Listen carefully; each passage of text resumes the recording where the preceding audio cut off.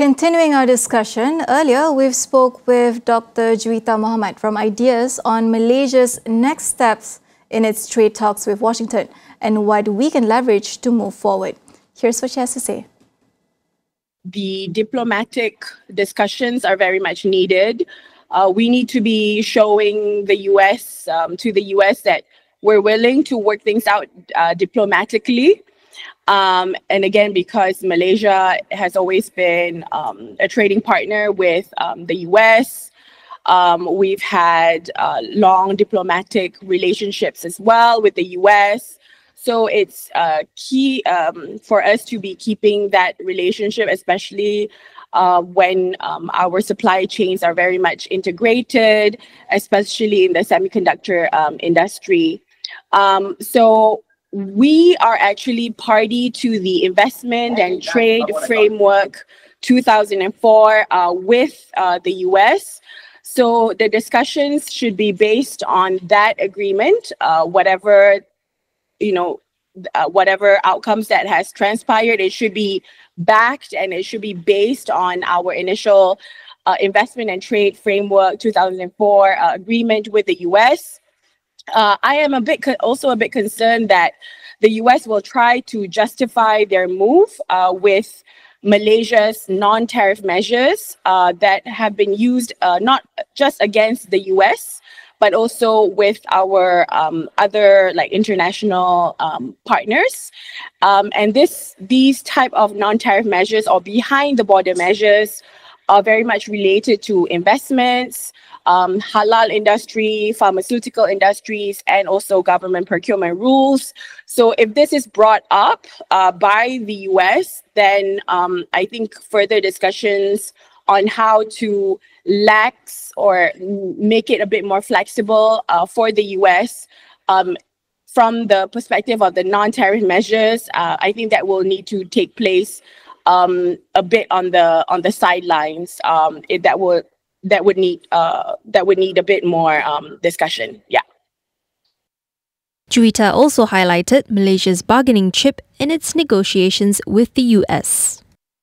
The US is only looking at trading goods when they look at their surplus or trade surplus or their trade deficit. But the US has its strength in services. Again, as a developed countries, you should be moving away from manufacturing goods, but then also as you grow and as you have more knowledge, then you should be moving up into the services sector. So Malaysia's bargaining chip would be to open up our services sector. This is something that we could put on the table for the US. So because this is where the US strength is, and Malaysia's strength is still in the manufacturing of electronics and electrical goods, palm oil, and apart from other industries. So again, what we can put on the table is, again, by opening up our services industry, where again the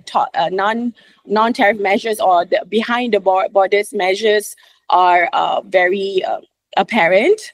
Again, what I mentioned before, if we are keen to keep this relationship with the US and we are willing to open up our services industry to the US, then again, the behind the border controls need to be laxed and made somewhat transparent. We need to be making the steps and the requirements more transparent wherever possible, especially in investments, in the halal industry, in the pharmaceutical industry, in government procurements, where I mentioned before, barriers are seen to be the highest in Malaysia.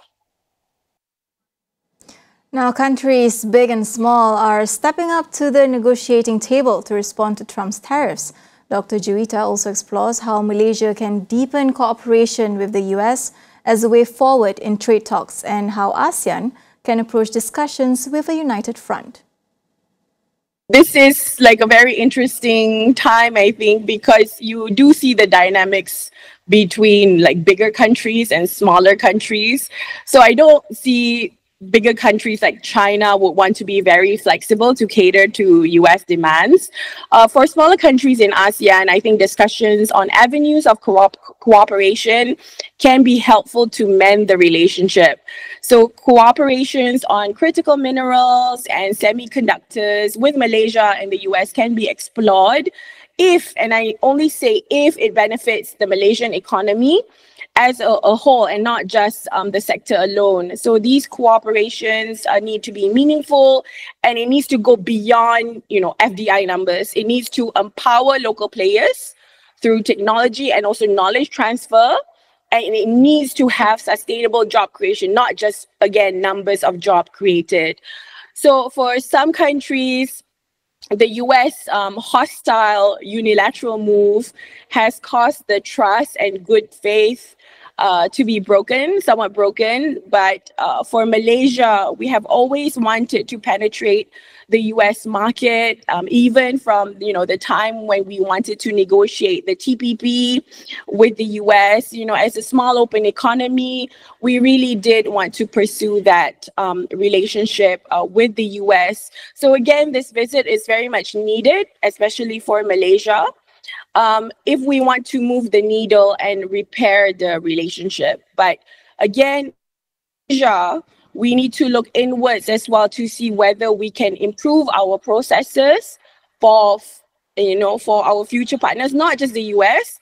And again, we need to ensure that negotiations with the US can be a win-win situation. And again, it has to be beyond FDI numbers. Under Malaysia's chairmanship, ASEAN has vowed to stand together, rejecting unilateral tariffs and committing to frank, constructive dialogue. While member states continue individual talks with the Trump administration, Dr. Juita highlights the potential for ASEAN to navigate the issue collectively. When you talk about ASEAN, you want to compare it with the EU, right, as a single block of production.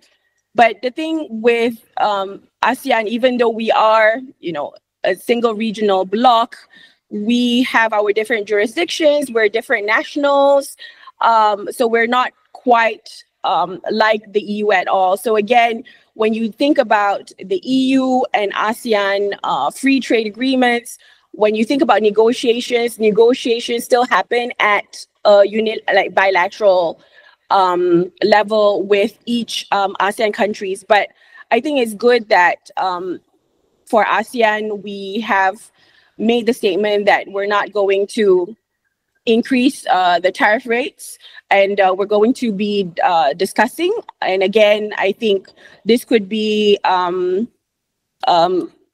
foot forward in terms of, again, mending the relationship. But I don't see ASEAN as a bloc negotiating with the Trump administration. I do think that it's going to be bilateral talks with each ASEAN countries. And again, this is how we've been even with the EU. But again, theoretically, it would be easier if all of us, we have, a single voice on each product line that has the tariff increases. But again, as you mentioned before, the tariff increase is not to ASEAN as a bloc, it's like two different countries. So again, it has to be negotiated at the national level with the Trump administration. I think, again, diplomatic ties have to be kept and have to be mended.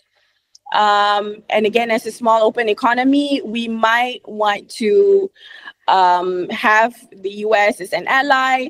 But I do feel that on our side, we do need to look inwards to see what kind of cooperation can lead to a win-win situation, and not just, opening up our doors just for the sake of US demands without looking into our own interests and our own social well-being.